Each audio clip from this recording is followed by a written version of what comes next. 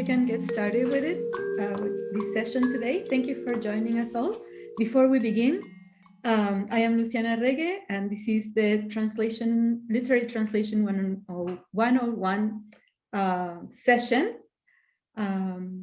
Before we begin, I want to acknowledge that the WGA is located on Treaty 6 territory, a traditional gathering place for diverse indigenous peoples, including Cree, Blackfoot, Métis, Nakota, Sioux, Iroquois, Dene, Ojibwe, Anishinaabe, and many others whose histories, languages, and cultures continue to influence our vibrant community. I would like to acknowledge the help of Sadie McGilvray, who is helping today with these tech aspects of the event. And I'm going to introduce you to our co-host for the night, Dr. Leilei Cheng from the Literary Translators Association of Canada. Dr. Leilei Cheng is a literary translator, writer, and scholar. She published the Mandarin version of Stephen Crosby's Nationalism, a very short introduction, from Oxford University Press with Nanjing's Jilin Press in 2017 and Hong Kong Oxford University Press in 2020. She's the author of Reorienting China, Travel Writing and Cross-Cultural Understanding from the University of Regina Press in 2016. Her poetry and prose translations and poetry and personal essays appear in literary anthologies, journals, and magazines in Canada and beyond. She teaches at the Department of English and Film Studies at the University of Alberta and currently serves as Vice President, Western Canada of the Literary Translators Association of Canada. Leilei? Thank you very much, Luciana, for the generous introduction. So it's a great honor again to be able to co-host this event with WGA, Writers Guild of Alberta. Serving as VP West Canada means I'm kind of taking care of Alberta, British Columbia, Saskatchewan, and Manitoba, and work with literary communities in these four provinces to promote literary translation. So my role, just a couple of things that I've been doing is to work with the LTAC board members. So LTAC is the shortened form for Literary Translators Association of Canada. Working with the board members to promote literary translations in this part of the country. I've been working on attracting new members to the association, revitalizing literary translators community through hosting serious reading events and panel discussions like this one, building partnerships with writers community and other literary communities. So this is the second translation panel discussion co-hosted with the WGA. So the first event happened in May 31st, 2021, as part of the WGA's annual conference. And the subjects focused on how to get your book translated and published. So we're going to continue the discussion by inviting our panelists today. And hopefully the information will benefit members of both communities. So I'm going to drop some links to help people get an idea of the things that I mentioned. Okay, back to you, Luciana. Thank you so much, Leilei. So here is a little bit about the 101 series that we are co-hosting here with Leilei. The 101 series is part of the Horizons Writers Circle and the Edmonton Arts Council funding. And it's a series that aspires to introduce emerging writers to the different aspects of the literary ecosystem of Canada. The first installment was done on literary festivals, and this is our second session as well. So I'm really glad that we are coinciding with Leilei to run this event for you all. So I would like to first of all introduce our panelists. We will have first Arianna Dagnino. Dr. Dagnino is a writer, literary translator, and academic researcher. She was born in Genoa, Italy, and studied in London, Moscow, and Boston before entering international reporting. After earning a PhD in comparative literature at the University of South Australia, she was awarded a Shirk postdoctoral fellowship to do research on bilingual writing and self-translation at the University of Ottawa, the School of Translation. She currently teaches Italian studies at the University of British Columbia in Vancouver. Arianna has translated and published books, both in Italian and English, of fiction and creative nonfiction. She self-translated into English her post-apartheid novel, The Afrikaner, Guernica Editions, Toronto, and the creative nonfiction Il Quintetto di Istanbul, the Istanbul Quintet, an ensemble, Rome. We also have Stephen Henighan, the author of 6 novels, most recently The World of After by Cormorant Books in 2021. Since 2007, he has been the general editor of the Biblioasis International Translation Series. Henighan has translated novels into English from Portuguese, Romanian, and Spanish. As a translator, he has been longlisted twice for the Best Translated Book Award and once for the International Dublin Literary Award. Stephen Henighan holds a doctorate in philosophy from the University of Oxford and is professor, head of Spanish and Hispanic Studies at the School of Languages and Literatures at Guelph University, and specializes in 20th and 21st century Spanish American fiction and Lusophone African literature. And we have also Yasser Abdel-Latif, a writer, poet, and translator from Cairo, Egypt. He has lived and worked in Edmonton since 2010. He has published 4 fiction books, 3 poetry collections, and translated many literary works from French and English into Arabic, amongst them a volume of letters of Gogh. He writes mainly in Arabic, although his works have been translated into English, French, German, Italian, and Spanish. He has participated in literary events and festivals in France, Spain, Colombia, Germany, the Netherlands, Malta, United Arab Emirates, and Korea. Abdel-Latif was a resident of the International Writing Program at the University of Iowa in 2009. His debut novel, Law of Inheritance, won the Sawiris Prize in 2005 in the Young Writers category. His collection of short stories, Jonah in the Belly of the Whale, won the same prize in the category of Prominent Writers in 2011. So I'm going to get started finally with the panel itself. Thank you. I wanted to ask you, sorry, yes. Any questions before we start? All good? Okay. So I would like to begin our panel by asking you all here to provide a quick approximation of what literary translation entails for you personally, and which has been your most rewarding experience of literary translation. Who would like to begin? What is the second part of your question, Luciana, please, again? The first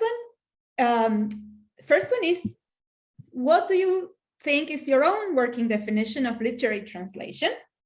For you, what it means personally, and the second is, which has been your most rewarding experience of literary translation so far? Perhaps I can start answering the first question, and then I leave and then I can, and then we can take turns. Yes, that sounds great. I'll take it from here, guys. Okay, so let's say that in general terms, literary translation refers to the translation of literary texts, whether we talk about prose fiction, drama, or poetry, whether we talk about popular fiction, books written in a specific genre, fantasy, science fiction, memoirs, thrillers, or highbrow works of literature. So literary texts typically aim to provoke emotions and entertain rather than influence or inform. They are judged as fictional, whether they are fact-based or not. They may demand extra reading effort by audiences. And in addition, their meanings may be ambiguous or indeterminable. So having said that, they may use poetic language that privileges language form. And so that, I think, is a main thing for us as literary translators, the fact that we need to really keep in mind how to be able to replicate the language form together with all the rest in our translations.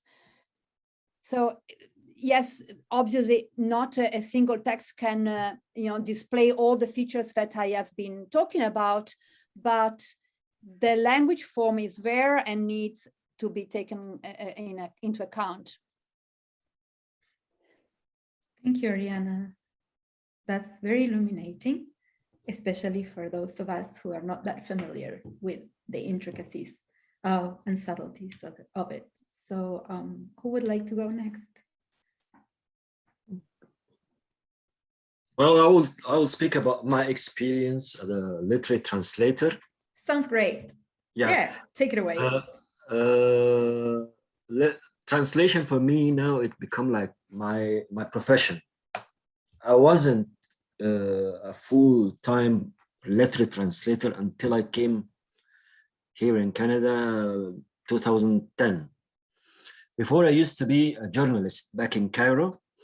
I worked as a journalist for long time.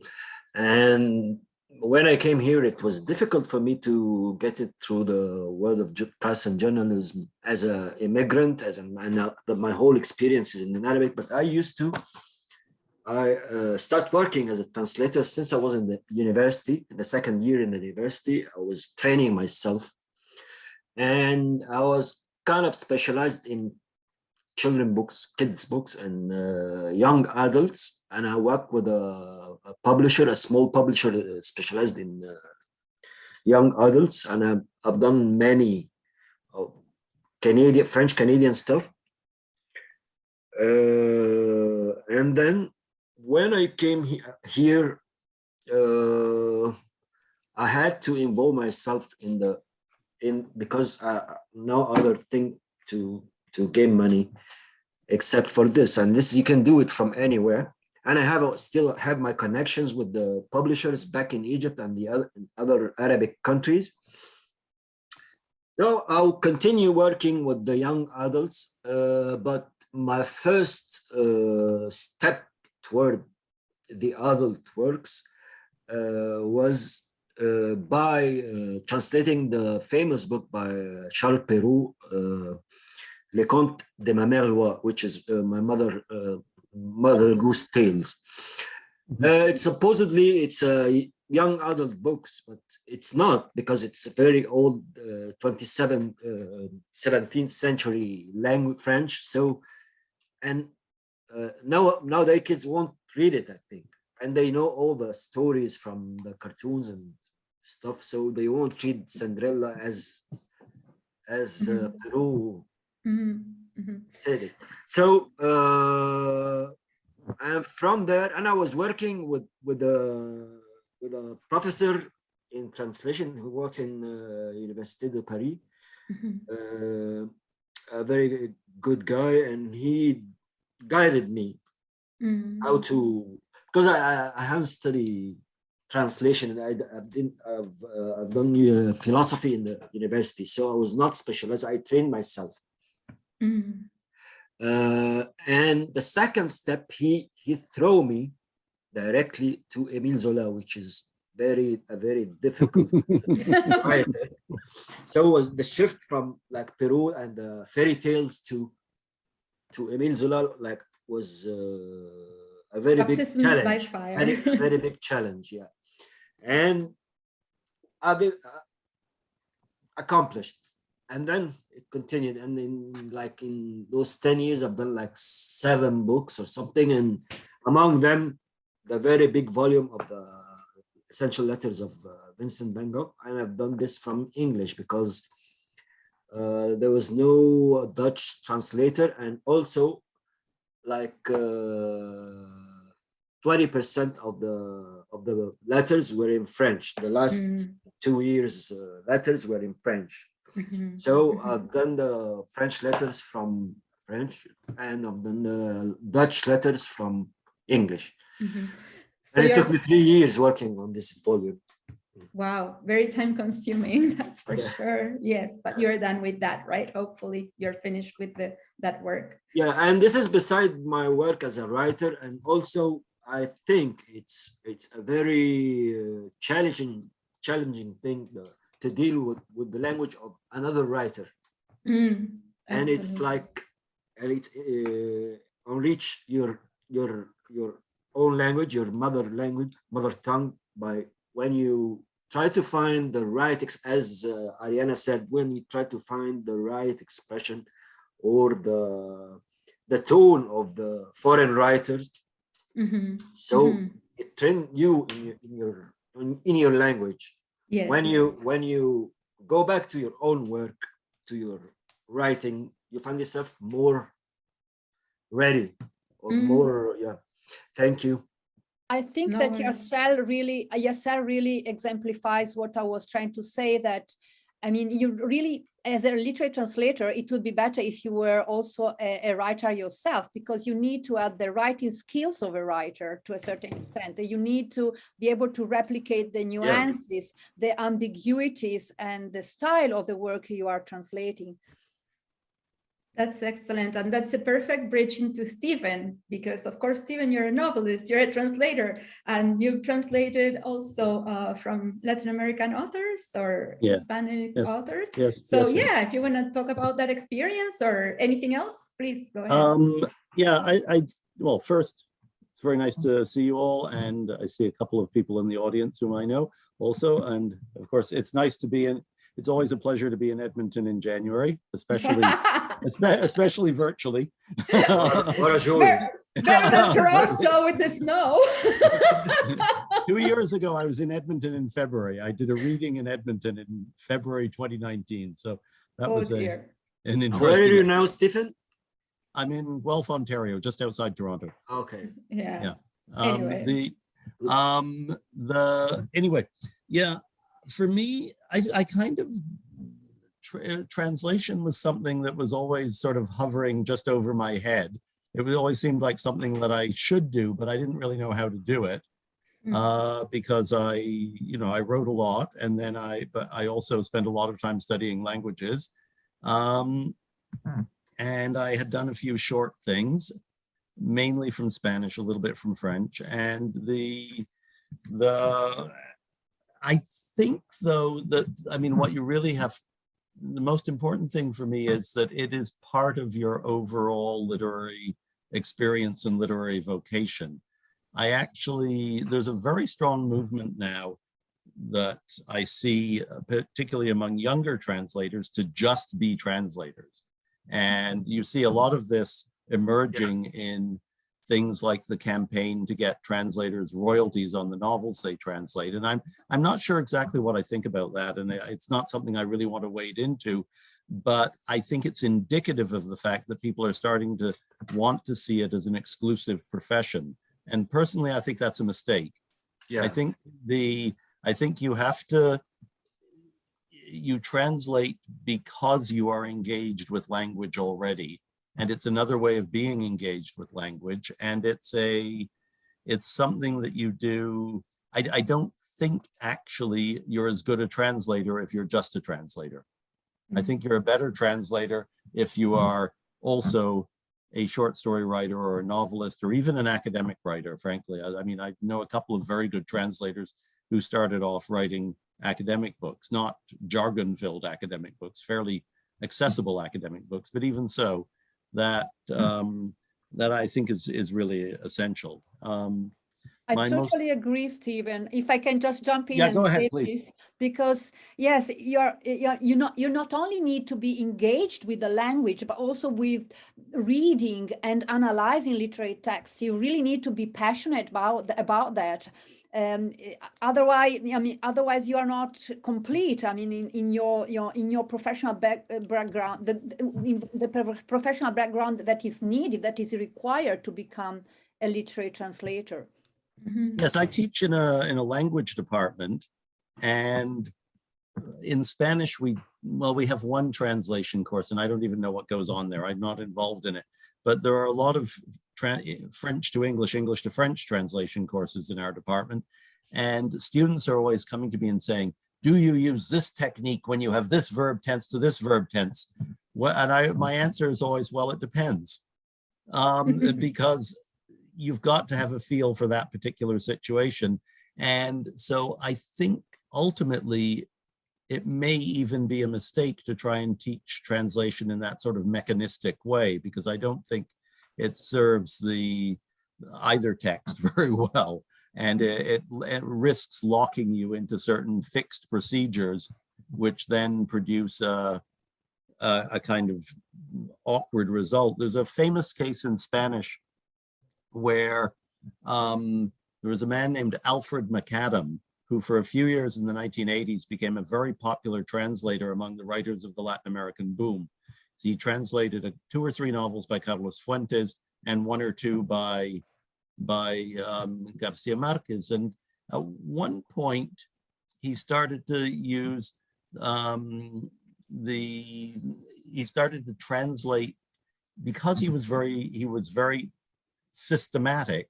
He would always translate the same word in the same way. And there's a famous case with Garcia Marquez where there's this kind of incomprehensible Colombian word, vaina. And only Colombians really know what vaina means, because it can mean something different in every situation. It means everything and anything. Yeah. Yeah. I was once in a meeting, in a political meeting with a group of Colombians, where after about 3 hours, one Colombian said to the other, "Pero compañero, esta vaina es una vaina vainísima." And so vaina like cosa here.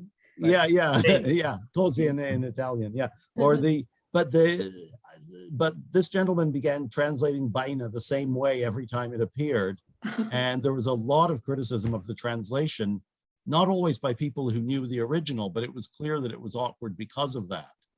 And so I think that's maybe part of the argument against a more mechanistic approach, shall we say.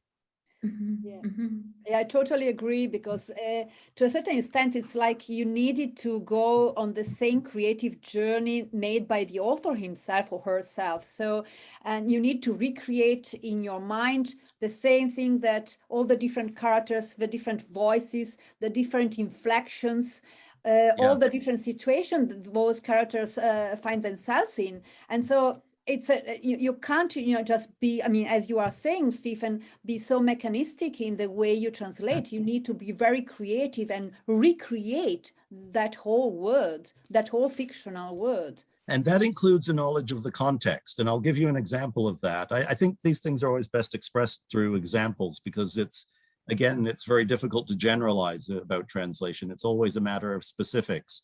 But I translated the novel Os Transparentes by the Angolan writer Onjaki, and I translated it as Transparent City.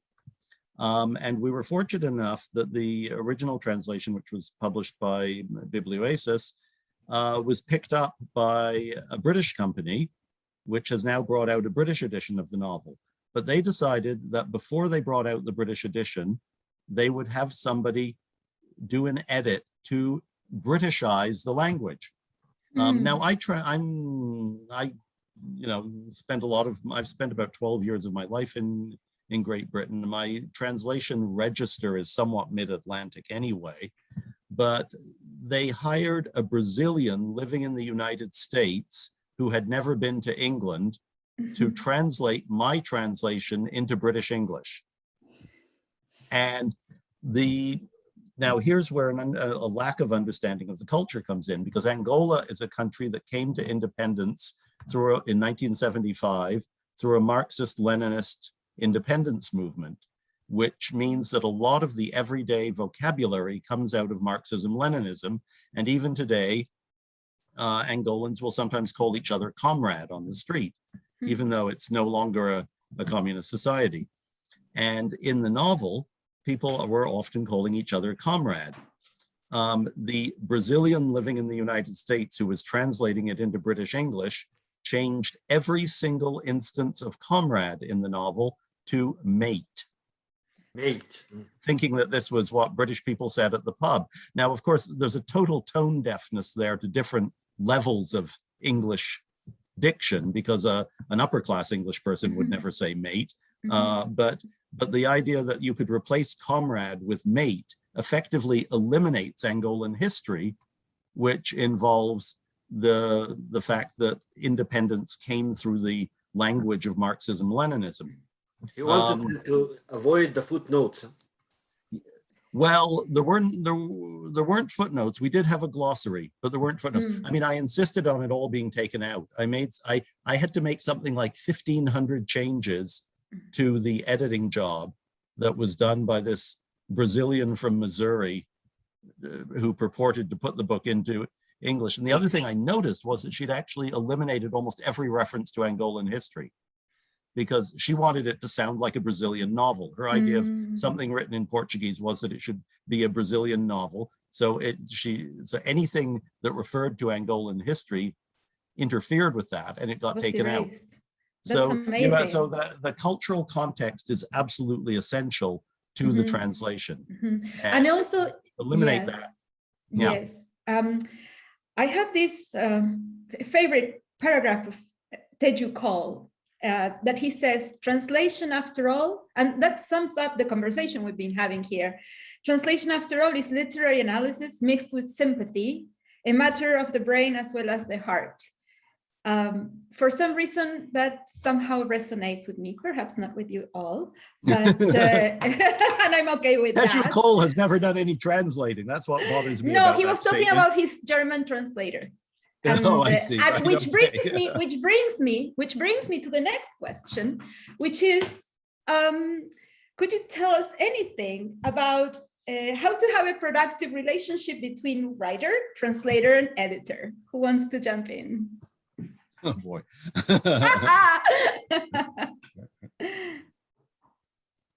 From your viewpoint. I think Lele should tell us about her editor the editor in China who published her translation.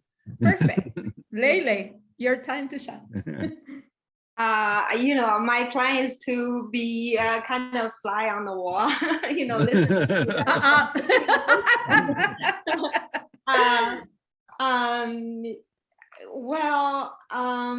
I'm thinking,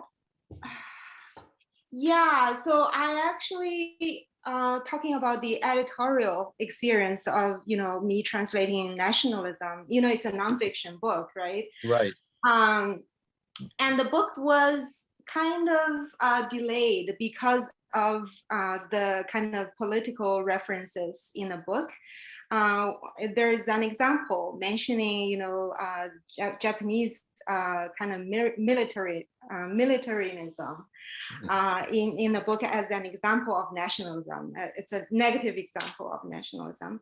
So which kind of offended the sensibility of, I guess, Chinese readers that in the editor's head, right? And so for some reason, the translated version was delayed because of this whole political process of censoring and, monitoring the appropriateness of, the text. And that's something that came to my mind when listening to the question. Other than that, I think the editor is quite trustful, and I was lucky. It's actually my first, translation project from English to Mandarin. So I was lucky in that sense. But I wrote an article which was published in Westward, which is a magazine of WGA's kind of magazine. I talk about translation is art, which connects to what Arianna said, the whole, and also Stephen talked about this just now, how the translation process is creative, right? Rather than mechanistic, and how do you need to be equipped with cultural sensibilities on both sides in order to bridge the linguistic and cultural gap, and in order to produce the translated version. Laile, you touched upon a word, you trust.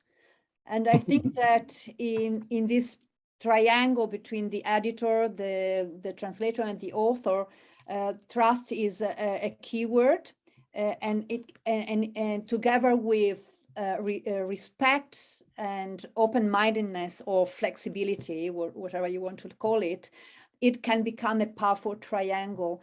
So because there are three different professional figures, and all of them with their own specific competencies. So they need, but these three figures need to be able to trust each other, each other's competencies and professionalism.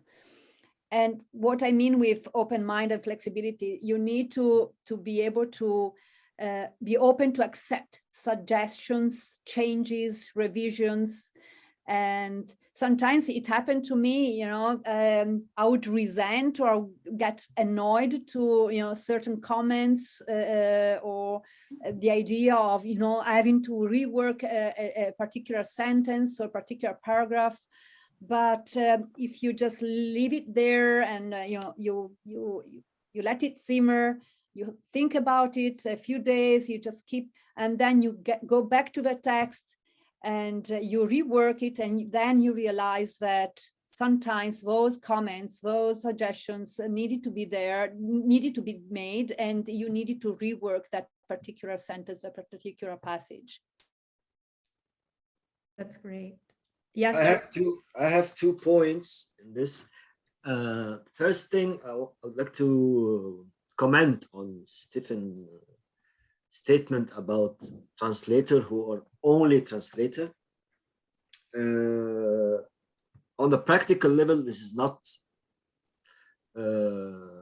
useful. You won't get enough money unless you work like crazy to translate a book by month, and the result's gonna be horrible. You have very bad translation. You'll have very bad translations.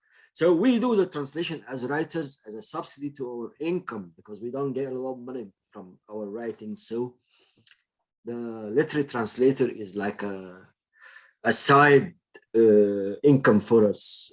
When you want to be like a literary translator, you're gonna work like donkey. You're gonna work like too much. Most of the good translators are like Stephen said, like they're academic or writers or journalists, or they are in the field somehow and they love to do it and they have some more money from it. And, to rely on the translation, it's very difficult. The second thing in that this triangular relation between the translator, the editor, and the publisher, and then sometimes the foreign writer, 4 parts in the. It's very complicated sometimes because to approach the publisher, there's 2 ways. You can have your suggestion of a book, and you go to the publisher. He said, "Well, look, I have this book, and I'd love to translate it. It's a very good book." He can accept or not. And the other way is he commissioned you as a translator to translate a book he had chosen. A lot of amateur translators, they do the first approach, which is sometimes a mistake because nobody wants to take this book, even though it's a very good book. The other thing is, what is the language, the original language, and the source language, and the target language? For example, if you're translating from French to Arabic, it's not the same. You're translating from Arabic to French. The relations of power between the languages, it's very political. Though I would say that the Arabic language is bigger than the French language from the speakers. You have but still the relations are there. The relations of the old colonial powers and the nowadays liberal democratic powers, and the third world, though could be the Arabic a bigger language than the French. And we can see this between all the language, the game power of imbalances. Game of power. Sometimes the translator, I will talk like as a writer now. I'm lucky because my English translator, the guy who translates my work into English, is a very flexible guy, and he doesn't have this old mentality of the Arabist or the Orientalist. And he doesn't do this this editing to be very British. He's a British guy, but he doesn't do this tricks, and he follows my tone. But I had once another relation with a German translator. He was a scholar, a very traditional Arabist, like the classical Orientalist. And it started even with my name. He said that in German, we don't have the Y or the W, the Y. So your name would start with a J. I said, no, my name is like a C. J as in Jägermeister? Yeah, it could be in Spanish too. Huh? Yeah. And he said, no, we can't. I said, my name is a C, like a C, like a, I can't change the letters in Latin to a J. This is another name in Arabic, because there's Yasser in Arabic and there's Yasser, then two different names.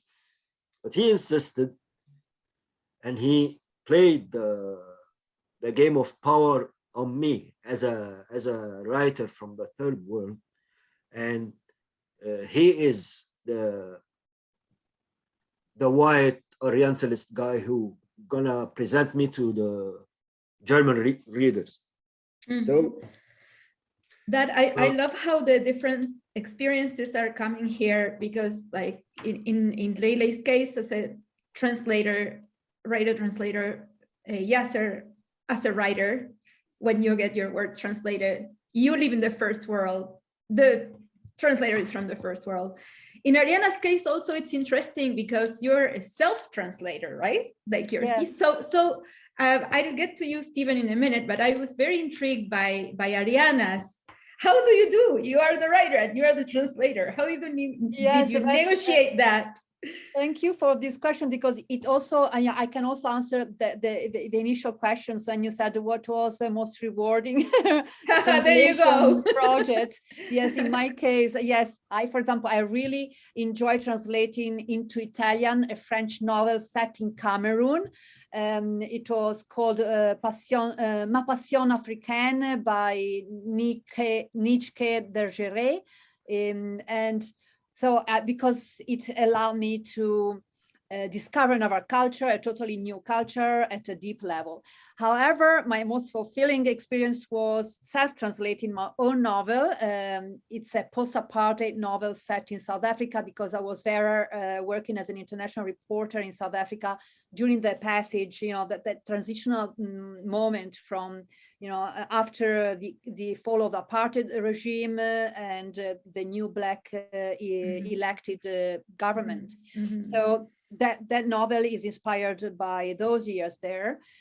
And I had initially written it in Italian and published it in Italian, and then I self-translated it into English. And in this case, I was free to act, fully, both as a translator and as a creative writer, because it allowed me to, to rework my text and to adapt it to an English audience, an English-speaking audience, but also to, for example, once you read your text again, you translate it, you want to change it more. And so I went into full creative mode, a creative writing mode again. And so I took the liberty of changing several passages, changing some of the dialogues, deleting things, adding other passages.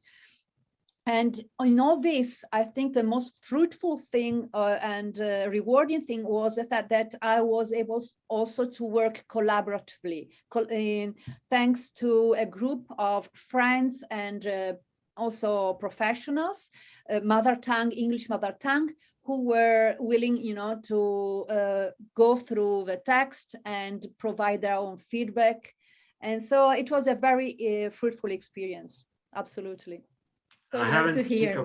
about my rewarding experience, Luciana. But maybe we can listen to Stephen first. I'm really dying to hear, because Stephen is also a publisher. So in that equation, we have, translators, Lele and Arianna, Yasser, the author, and you're the publisher. Can you tell us how do you work? One correction, I'm not a publisher. Oh, sorry about that. The publisher of Biblioasis is Dan Wells. Okay. I am general editor of the translation series. Oh, there you go. Okay. That doesn't mean I have total power, though. It means that I can suggest things and I do a lot of the editing. And, I see. And I get some of the things I want to get through, and other things don't get through. And sometimes other things get put in that I didn't choose, some of which I end up liking a lot. But it's so my position is a bit more ambiguous. But yes, I've like Yasser, I've had problems with the Germans. A short book of mine, a short nonfiction book of mine, was translated into German, and I had made reference to undocumented immigrants, and this came out illegal immigrants. When they gave me the draft of the German translation, I read it through and I said, wait a minute, I didn't want it to say illegal immigrants. I don't believe in that concept. I wanted to say immigrants without documents. And I was told by the translator, no, in German, we don't have that idea. In German, immigrants are illegal. In Europe. And so, Europe, they don't have this. So those kinds of things can come through too. And you can end up having a hard time fighting against them, I find. Mm-hmm. So that's, anyway. Yeah. What am I supposed to be answering now? Sorry. Well, no, how was the equation? Writer, translator, editor. I think you have answered it. I've had every kind of relationship. I had, one of my books was translated into Romanian, and I never met the translator and never had any communication from her. In the series that I work on, we work usually fairly closely with the writer, but really our primary relationship is with the translator. There are certain writers who, because we've worked with them for a very long time, and or because their English is very good, have a little more say in how the translation is written. Mm-hmm. Mm-hmm. No, well, it's a complicated relationship though, and it's translators and writers are often, ideally should be develop a kind of loyalty to each other. And yet this can be very hard if we did one book by a writer and the translator has read the new book and says, it's great. And then for some reason we don't do it. Then we've got a disaffected translator. So those sorts of things are always there, and there's no publisher who avoids that completely. And there are cases where people interfere. There's the famous Girls of Riyadh case, which Yasser probably knows about. Sorry, what is it? The Girls of Riyadh. Do you remember that one? Yeah. I know where it was a 25-year-old medical student in Chicago wrote a novel about the experience of being a young woman in Saudi Arabia and all of the things you have to do just to get the cell phone of a young man, like, looking out the window of your car, and then he flashes sort of like this to get, and that's his cell phone number, and you write it down. And so it's all about the sort of the repression of Saudi Arabian society in its most traditionalist form. And it was translated by one of the leading translators of Arabic, and I'm very sorry, I've forgotten her name now, but she's at the University of Illinois. And they gave, this was Penguin. I can't believe Penguin did this, but they gave, sorry? Catherine Booth? Yeah, I might have been, yeah. But she's an anthropologist. I don't know what her other profession is, but she did the translation. Penguin then gave the proof to the author. who was a 25-year-old Saudi Arabian student in Chicago with all right English, enough English to listen to lectures in medical school, but not very good English. And she then corrected the translator's English and produced things that were literally incomprehensible, and somehow persuaded Penguin to print this. I was given the book to review. I wrote a review saying, this is a very strange book in English because parts of it are beautifully translated, and then parts of it are written in an English that is like the English of someone who's been learning English for 6 months, and it's incomprehensible. And so the review was published, and 2 weeks later, there was a letter to the editor from the translator saying, it may surprise you to know that I agree with Stephen Henighan's criticism of my translation, because the Penguin gave it back to the author to correct, and she ruined the English. So it can take very strange forms. And I think this is an argument for recognizing that everyone has their role, and that a lot of writers, we also live in a time when everybody thinks they speak English. And a lot of writers will correct things on the basis of quite poor English, and that can be an issue also. So that's where there is a need for the translator to be respected, I think, because sometimes you do get this happening. I've seen other cases of it also. Just a comment on what Stephen is saying from the writer's point of view, who, I mean, my novel, The Afrikaner, has been translated into German and into Arabic as well.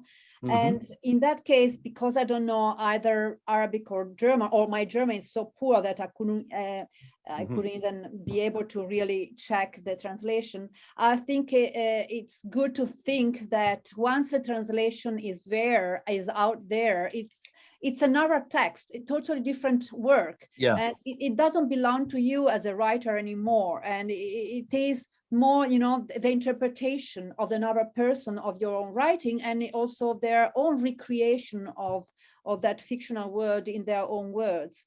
So in that sense, you have to trust the translator. I mean, perhaps he is or she is a bad translator, and perhaps then someone else will need to do another translation to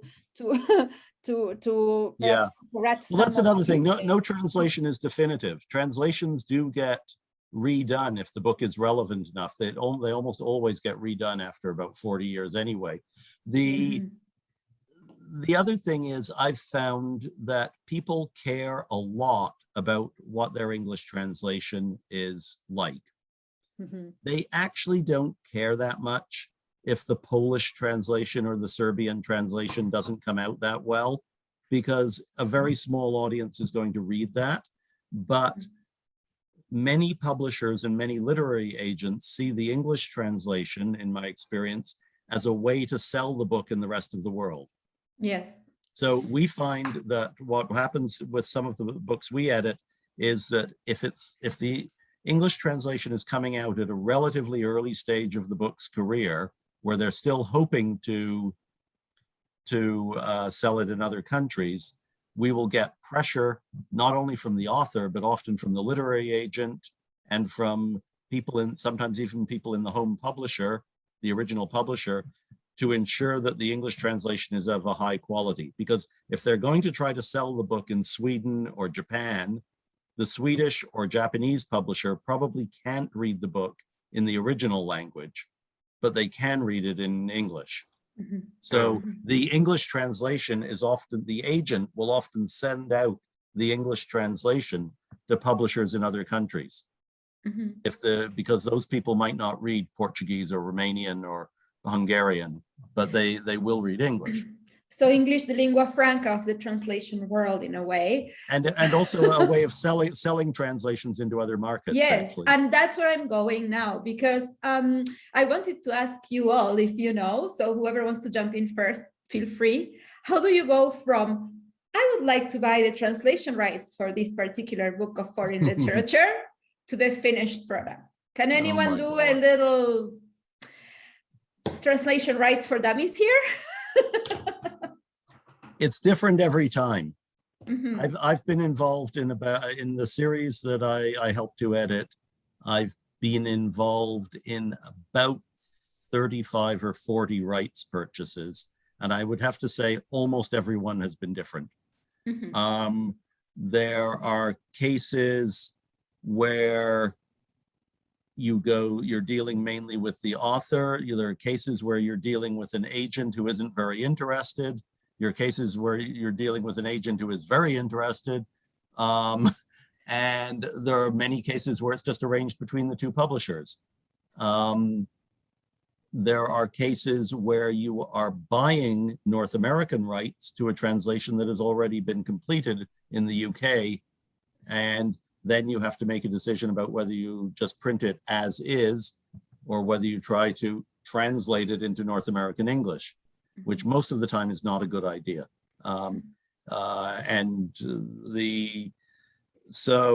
that's another form of translation, and it's a very Canadian form of translation. Harlequin Romance, for years, had its international headquarters in Montreal because they translated British Harlequin romances into American English and American Harlequin romances into British English, and they found that Canada was the best place to find people who could do that. So there's Amazing. that. But I think the rights sales are one thing that happens, of course, that we find is sometimes we get a book which has, been sold into Croatian and into Norwegian and into Flemish, and nobody got very much money from any of those deals. And then when you make an offer for English rights, the people who've been in the business for a while are realistic and don't expect a lot of money. But if you're dealing, for example, I've known of a couple of cases where people were dealing with family members of deceased famous writers or writers who are famous in their own countries. And after the book has been sold for 500 euros in Croatia and 700 euros in Belgium, when it comes to English, they think, oh boy, we're going to get $50,000 because it's English. And you have to bring them back to earth. There is, again, nobody who's been in the business for very long would think that, but family members often think that. And they will think that, this is going to be what will pay off the grandchildren's university education or something. We'll be selling grandfather's masterpiece in English. But of course, if it went for 600 euros in Flemish, it'll probably go for 1,200 or 1,500 in English, and that's probably all you'll get for it.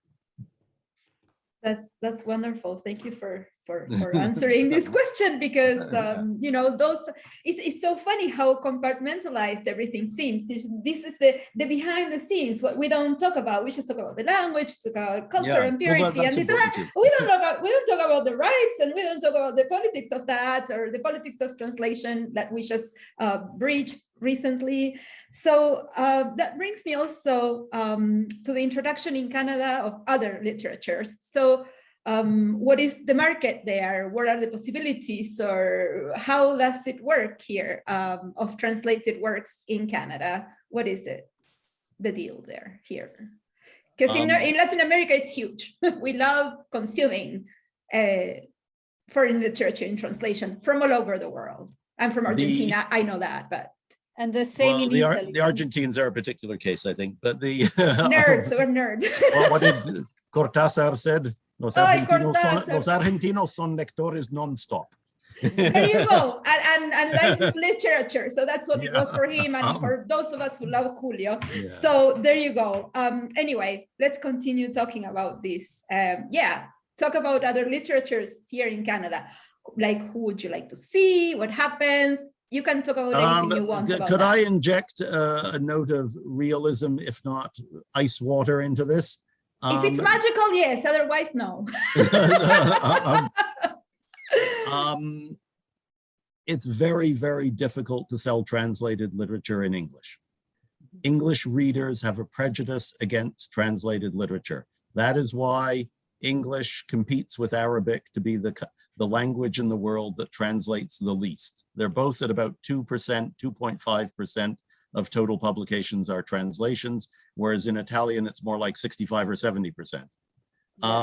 So the English is quite a closed, English speakers are quite closed in a world that consists mainly of other English speakers.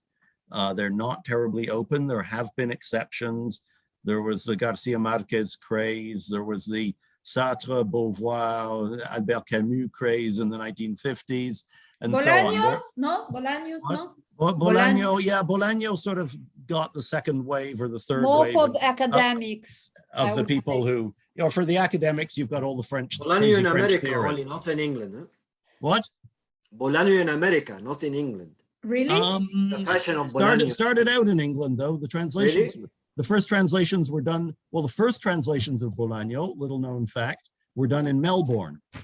The first translations into English, in Melbourne, Australia. But the Australian translator then succeeded in publishing them in England. And it was actually papers like the TLS and the Guardian that first discovered him in English. Yeah. But yeah, eventually he became more popular in the US. I have to say, I mean, Canada, the biggest translation traffic in Canada is, of course, the government-sponsored translation of French-Canadian books into English and English-Canadian books into French. Yeah. And those are subsidized. You can't lose money, really, because there are enough subsidies. But very few of them have become widely read. Even authors, I've been thinking a lot about Marie-Claire Blais recently, because she just died, and she's somebody who had a big impact on me when I was in my teens. But even her books never really caught on, with one or two semi-exceptions. I think if I can jump in here, yeah, sure. Stephen, just to say that sometimes it's also a problem of marketing, because of the fact that these translations are subsidized, then the publishers are happy by just publishing them, but then they don't make the extra step of marketing the book in the market. No, you're absolutely right. That's true. Sorry, Arianna. Yeah, it's okay. I'm finished. The market is very narrow in Canada. Yeah, it's not like in America. So that's I'd say the market there is narrow too, actually. But I mean, the issue, I think, is more English language culture. I'll give you one example. It has been demonstrated that if you put the translator's name on the cover, which is a common request now of translators organizations, that the translator's name go on the cover. If you do that, you reduce sales significantly, because English language people don't like to pick up a book that announces on the cover that it's a translation. We still do it. We always put on the cover, translated from the whatever by whoever. However, I have to say, we started out the Biblioasis International Translation Series in 2007 with the idea of doing international literature in Canada. The idea being that international translations into English should not just be done in New York and London, but we should be able to do them here. That's not entirely still the focus of the series, although it remains one of my goals. What we have found is that effectively about 80 to 90% of our sales are in the States.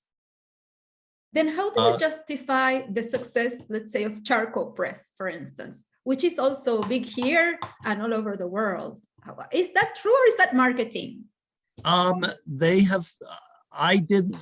were very successful in the UK. And when they decided, I actually had coffee with Carolina in Edinburgh just as she was about to launch into the States. And I thought there were some serious obstacles to getting her books into the States. And they've only been doing it for 2 years, but they've actually had much more, they've had much more luck than I would expect. Yeah, and I think they've had a few books that were quite out there, quite daring and unexpected and even a bit shocking. And I think that has helped. But we have, I mean, we now depend largely on a large network of independent bookstores in college towns, as they call them in the States, and larger cities. We find that, unfortunately, although our goal was to endow Canada with the gift of international translations, Canada really wasn't very enthusiastic about receiving that gift. But it's wonderful that you got the ball rolling. Yeah, there are still a few, I mean, and weirdly, even a couple of the Quebec translations, because we started doing Quebec translations, even a couple of the Quebec translations that have sold well in the States. There's one called Le Plongeur, the dishwasher, which is a kind of rough, tough novel about a guy getting a job as an all-night dishwasher in a restaurant in Montreal, and he gets mixed up with organized crime and stuff. And we've sold thousands of copies in the States, but not that many in Canada. Well, In French? From French, yeah. No, the English version. The English version. I would love to read it. I'm buying it. Thank you for the rec. Yeah, you should.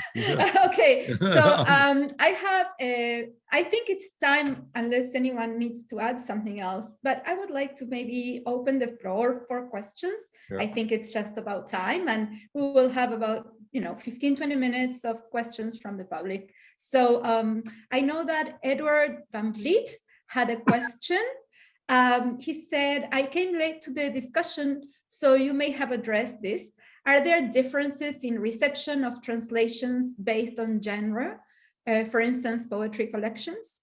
I don't know if anybody wants to, to expand on that. Or... I can go speak. ahead. Yeah, go for it. Translating poetry and publishing translated poetry, it's a very difficult process. Big publishers, they don't want to publish poetry books, and especially translated poetry book, unless it's like Baudelaire or some the big name, the very big names. The path of poetry to the publishers are really narrow and difficult. You have this invention like chapbooks and the small publishers that produces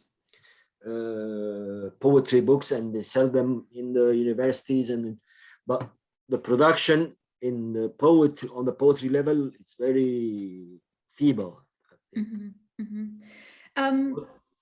Thank you, Yasser, for your answer. I just have another question. The titles that look fairly literary, does that play a factor in selling as opposed to genre fiction in translation? Is there a comparison, or is there a market, or is there a production of genre fiction in translation? I'm asking out of ignorance that here someone, Laurie Strauss, posed the question.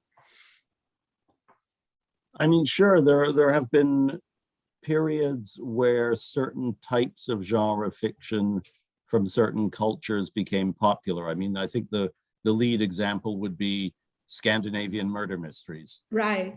And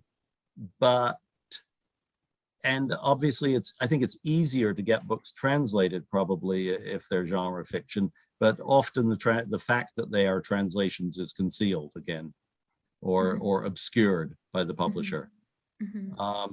It is of its nature a rather literary thing, so it tends to be strongest in the literary press world, I would say. If I can add something here, sometimes it's also a question of cultural interests in a particular cultural area. For example, with Italy, we have had this big success of the translation into English of Elena Ferrante's quadrilogy of novels. Absolutely. And so that's, I think it's not related much to a particular genre, because it's very also difficult to define those novels or to categorize them within a particular genre. But it's a question of, particular interest, as for example, with the Scandinavian novels, perhaps people were really interested in that part of the world, and to understand how people there think, act, behave. And the same is with this particular Italian author.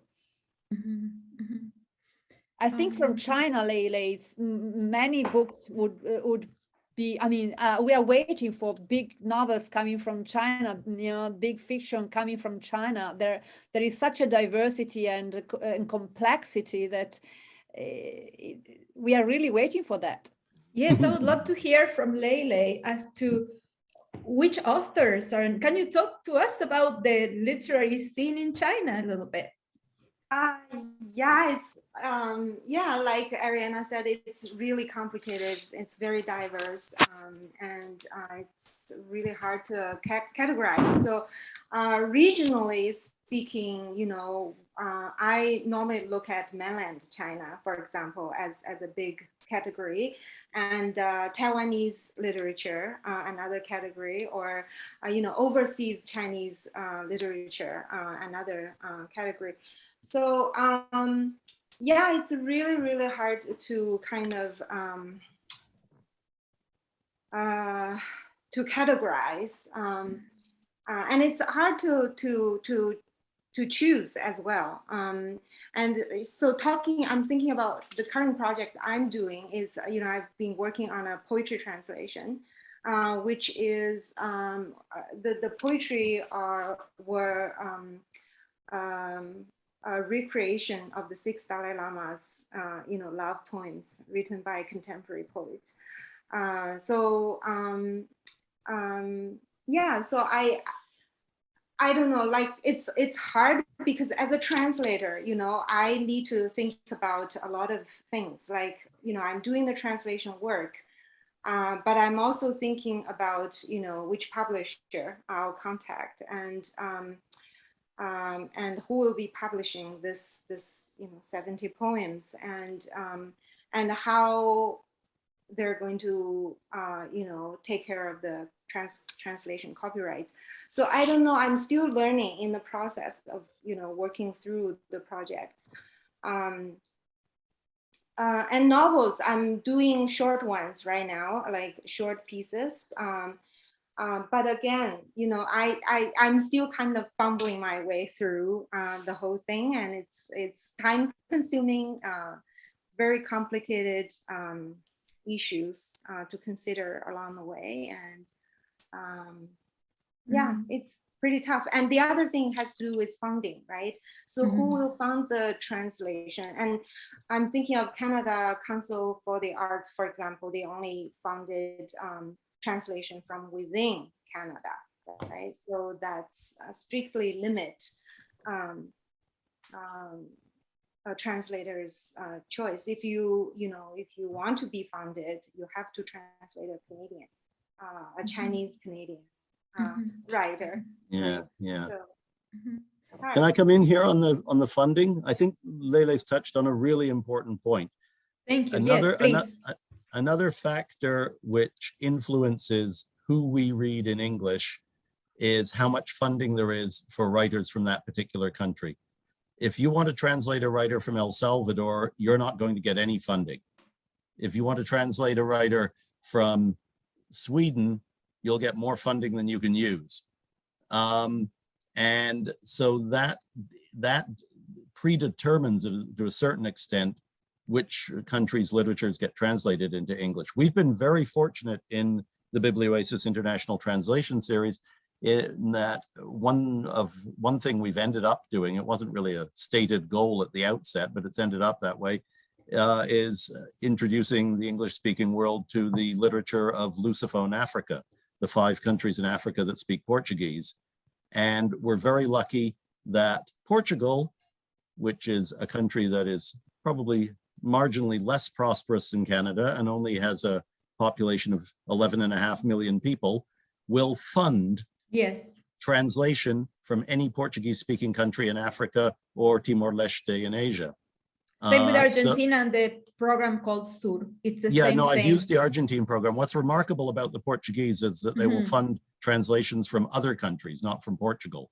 That's what I said, from the 5 countries, the 5 Portuguese-speaking countries in Africa. Without that, we couldn't have done what we've done.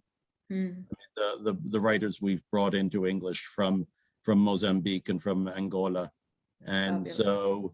so that's actually a key factor. And within Latin America, yes, Argentina will provide funding. Brazil was providing funding until Bolsonaro came along.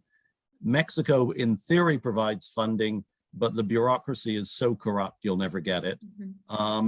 And so there was a Colombian writer we were trying to translate for years, and we never got enough funding to do it. Korea has also. Korea right, does, yeah. Yasser? Yeah, no, I Korea is think, good. Talking to Yasser once, he told me. Yeah. There is a question in the chat. Yes, exactly. Yes, thanks, Arianna. I was trying to bridge that too. So here is Sophia asking, hi, everyone.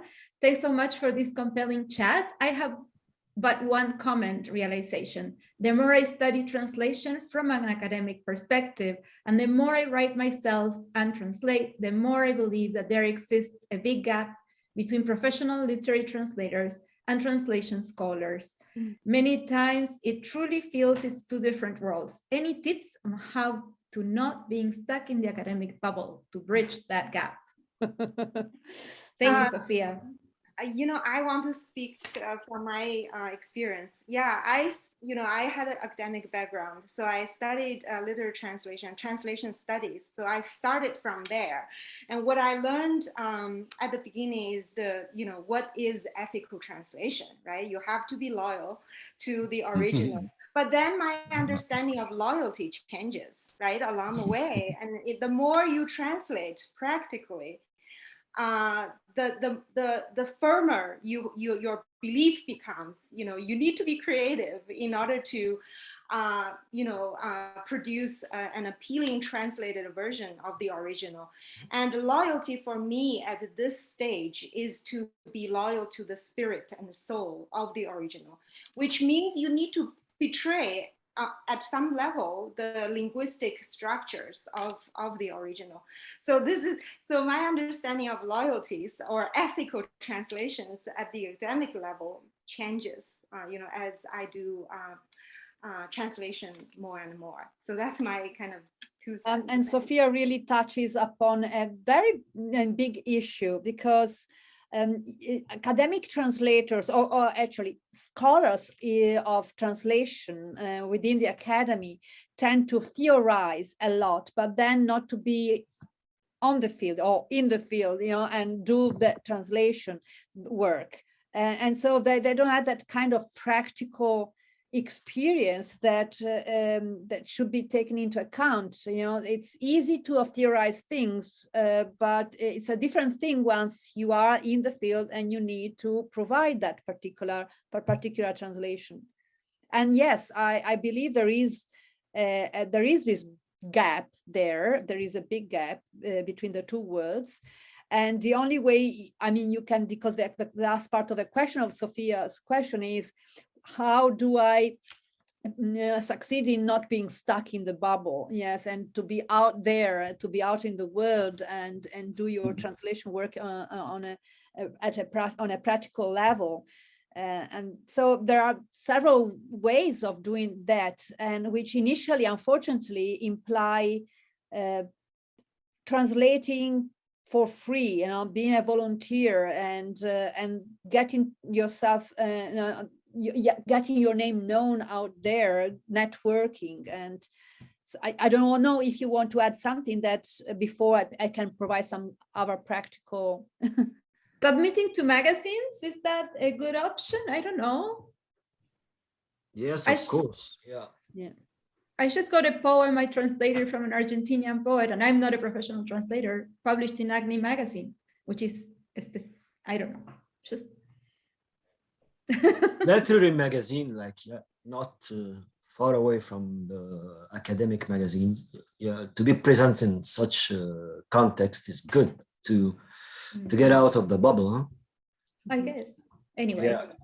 Yes, you're starting with. I think Sophia is familiar with magazine.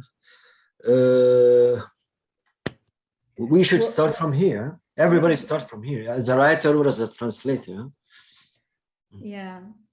I can send in the chat a link for Sophia about a link to Specimen, which is a review of translation connected with Babel or Babel Translation Festival in Bellinzona in Switzerland, and it's a multilingual translation platform, so that there you can submit your own translation in any kind of language combination, and if it's accepted, you can print. It will be, published digitally, and so this is a way to start being exposed to the word of translation. Yes.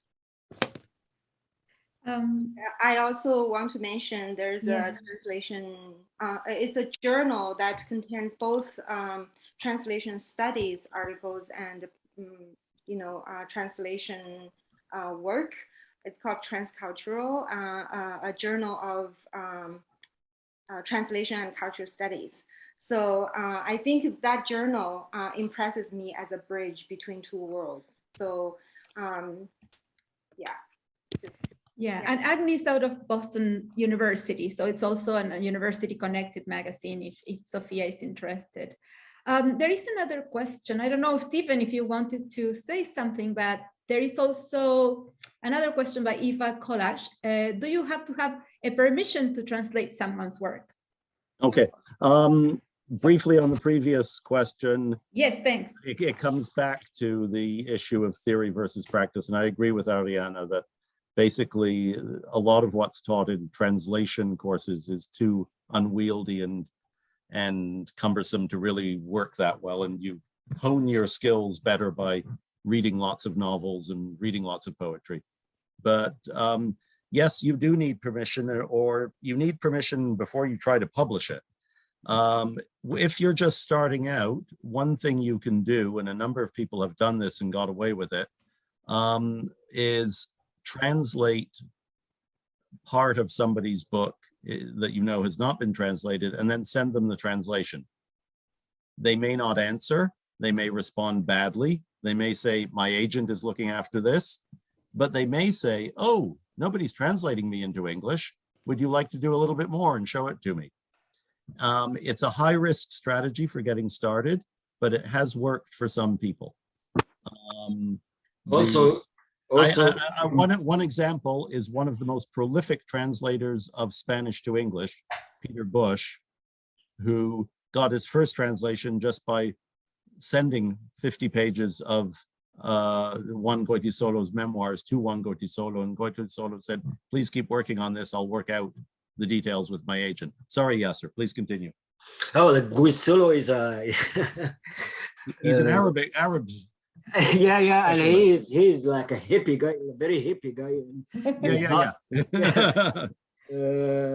Also, there's a solution is to translate someone who's very old from the past. Yes, that's also a good thing. Doesn't need a permission in the public domain, like a writer from the beginnings of the 20th century or from the 19th century. There's a lot of stuff from China, from Spain, from Egypt, that not translated from into English from the classics of the beginnings. And if you, I totally agree, Yasser. If you are, for example, working in the Italian English or Italian French language combination, there are a lot of Italian novels, novellas, short fiction, short stories of the early 20th century that have not been published in English, that have not. This is the case of Italy. Imagine Hungary, for example, or imagine Egypt. Yes, I teach Italian language, Italian literature in English translation, and sometimes I cannot find the works that I would like to work on with my students. Oh, I should email you. Anyway. So the books in public domain is an open treasure for everybody who wants to translate something. Especially the classic that nobody. That's good advice. Yeah. So I'm really glad, because that was the question. So all these answers have been encased in this question: is what advice would you give to an emerging literary translator? And there you have it. We had all these. But so I think it's time for us to start saying our goodbyes. I think it was a great discussion. I thank you very much. And I would like Leila to just say final words and anything else that you want to say. Yeah, you know what? Before we jump to the closing remarks, I just have a question, still going on in my mind about the possibility of collaborating with foreign publishers. I don't know how can we go beyond, publishing just the Canadian literature. It's something that's going on, especially, all of us maybe have the experience of translating from literature outside Canada.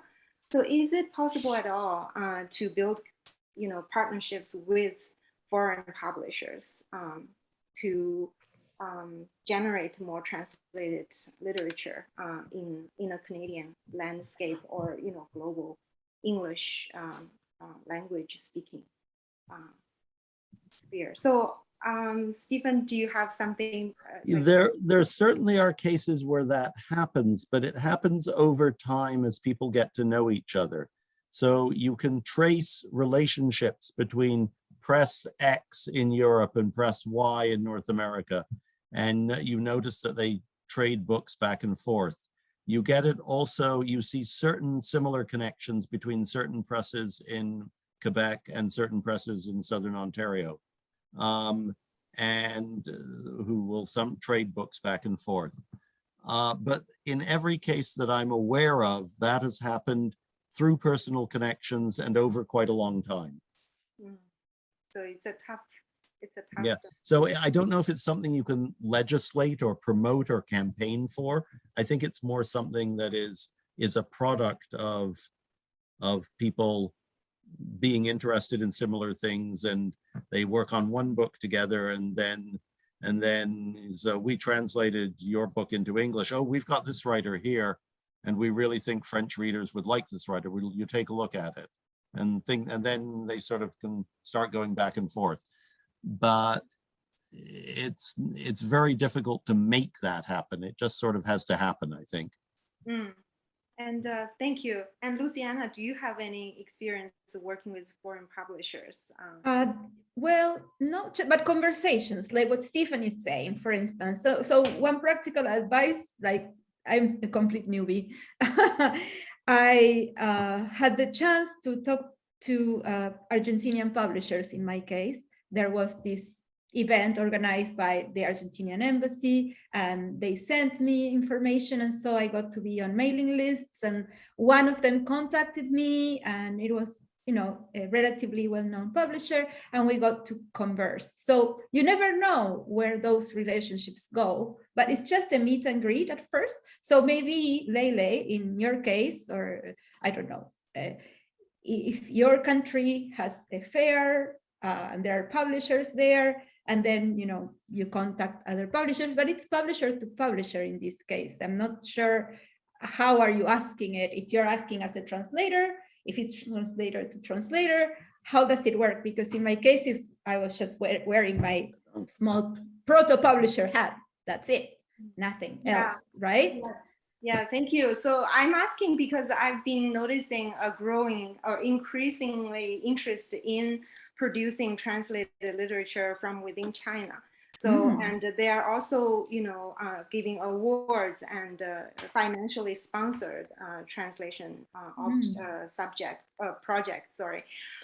So I kind of, I want to imagine the possibility of working collaboratively with those literary I would say that at those levels, it's the Association of Publishers, from the different countries, maybe.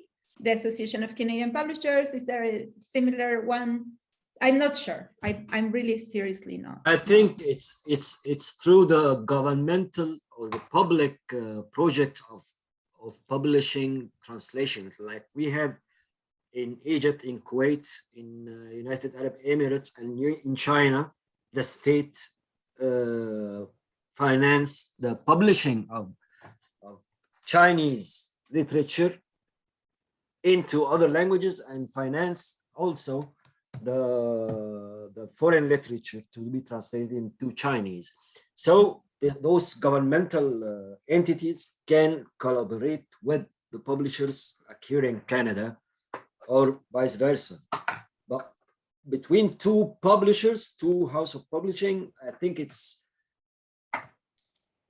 There's no really such thing. I think that it's not helpful. Like two weak parts. You need a strong part too. Yeah. We have a very bad saying in Arabic. It said like it's a relationship between a dead guy and a sick guy. So I get it. so I don't know. Do you guys want to answer one more question, or is that unfair to ask? I want to ask Arianna. I want to ask Yes. Arianna's Yes. question: where her novel was published in Arabic, in which country? It hasn't been published yet. It will be published soon by the Center for Translation, the National Center for Translation In Egypt. in Cairo. Yeah, okay. This is one of the projects I'm talking about, the governmental project of Right. publishing foreign literature and foreign books in general. Yes. Yeah, congratulations. Who's the translator? Her name is Marwa Mamdouh Salem. I don't know whether you know her. Marwa Mamdouh Salem. Marwa Mamdouh Salem. Okay, Yes. thank you. You're Congratulations. welcome. Thank you. I'm really looking forward to it. They take their times to publish the books. Yeah, so be patient. I know. The contract says 24 months. Anyway, so Layli, your final words? Okay, so let's wrap up. You know, this is a great discussion about the important things. You know, I hope the members of both Writers Guild of Alberta and Literature Translators Association of Canada will benefit from today's discussion. So thank you all for coming. I really appreciate everybody's contribution. And and I want to say, you know, this is the first big event, translation related event for me. So for me, this is a New Year's gift. And today is also my birthday. So it's also my birthday. Oh. So yeah. And thank you, Luciana, for moderating the panel. No worries. It was a pleasure. Thank you for organizing all this and for allowing us to say, I mean, to express our, you know, our ideas here and also to provide our experience for emerging young translators. So we wish them all the best. Yes, we do. Yeah. Thank you very much. It's a pleasure to see all of you.